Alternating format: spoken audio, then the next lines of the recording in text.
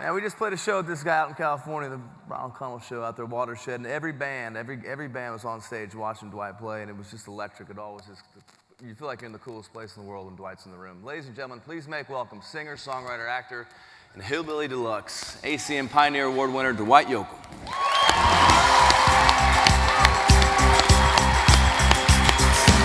Hey, buddy.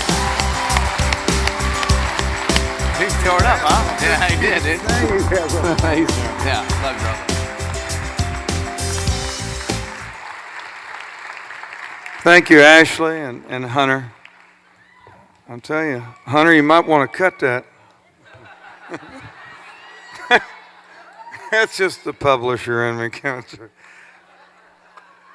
You know, and what a great gift tonight was to be here and to be able to watch people that were beacons for me in my life musically. Specifically, Emmylou, I've often talked about being literally that, a beacon on the West Coast. Brian, you, and Emmylou, and what you were doing out there gave me a point of light to guide myself to. And pardon me, this is not a fashion statement. I just realized I don't have any cufflinks on because a road crew took off with 3 bags of clothing and all my cufflinks, and I realized as I was getting ready to leave to come over here, I thought, well, that's ridiculous. But I was drawn to the West Coast not only by Buck and Merle's music and the music that was country rock out there, but specifically the large light that loomed that got in my eyes and pulled me to the West Coast was Emmylou Harris and the records that you made, Brian, with Emmy. No, man, and it still resonates with me. I was sitting there thinking, you know, I got to run up and down a super highway in terms of the road that I took. There was a dirt road. If you go back to, I was born in rural southeast Kentucky, and thank you. That Highway 23 starts up there at the river at Ashland with the Judds, and Billy Ray Cyrus is just from a little over west of there, and then Louisa in that area is where Ricky was from. And a lot of us, Ricky I know lived for a time in Columbus. We moved to Columbus when I was a kid. My mother is here tonight. I was privileged to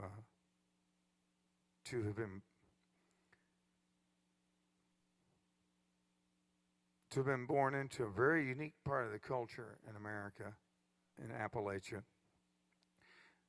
The dirt road that the pioneers, the real pioneers, came down with regard to country music was probably first traversed by the Carter family, who came just a little east of where I was born in Pike County, Kentucky, over in Virginia, near Clinch Mountain, in that area where Ralph Stanley, who Ricky played with, came from. I took a road that was more paved. By the time I came, I got to deliver the mail. You know, if Emmylou was the beacon, Ricky was the gangplank that, you know, allowed me to board and sail off. But beyond all those references to the folks that were my signposts and the guides for me, this award, I'm going to be a custodian for the folks who believed in me in a very immediate way, starting with Paige Rowden, who signed me to Warner Records. She went down to Austin and saw us play with the Blasters at the Austin Opry House in summer of 1985, because a fellow named Sherman Halsey, whose father, Jim Halsey, was one of the legendary agents and managers in country music, believed that if I just got in front of the right people, somebody would sign me. And he kicked on a lot of doors and banged on doors till he got Martha Sharp and Paige to come to Texas to see me. She went back and told Jim Ed Norman, who was the the vice president of Warner Nashville.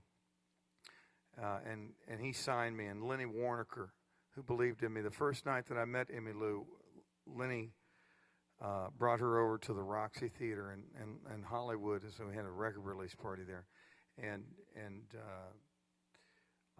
brought Emmylou out to meet me that night. And Lenny has subsequently executive produced my latest album with me. That's just come out. So I'm holding this in great measure as an award for those folks who believed in me before I had a hit. And my producer, Pete Anderson, who played lead guitar on Fast As You, on all those records up through those years that we had all those hits, also shares this award with me, as does a crusty old guy named Nick Hunter, who was, well, thank you on Nick's behalf. Nick passed away a couple of years ago. Wore a ball cap, refused to dress up to go anywhere, acted tough, had a real soft heart, and fell for what I was doing, and decided that against all the odds, he was going to make it his job to get it on radio, and he did. I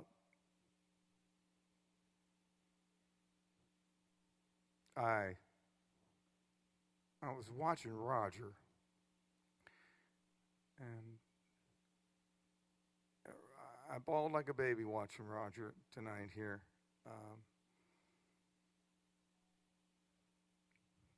Now, like I said, my road was paved, and all of us that have come since the folks I was mentioning have had an easier road to travel because of them.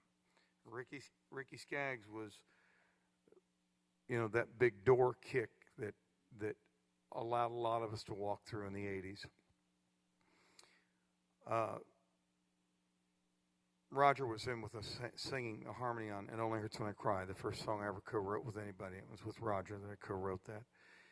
And he was doing the harmony at the time. We had to get information for immigration, and I don't know what it was. It was something, and it was the early 90s, but there was some new law that had been passed, so they had to have ID. They had to confirm that the singer on the date was who they said it was, although we could tell it was Roger Miller. So when he came back in, they were getting paperwork together, and they said, "Roger, do you have your driver's license?" And he looked at us, he said, "Well, how fast was this singing, officer?" I said, I got to go a long way to keep up with Roger Miller's mind. But thank you all very much for gracing me with this. Don, thank you for giving this award. And I've got one of the real hats back home, Brian. God bless you, and thank you for making those records. Kept my ears alive. Bye-bye.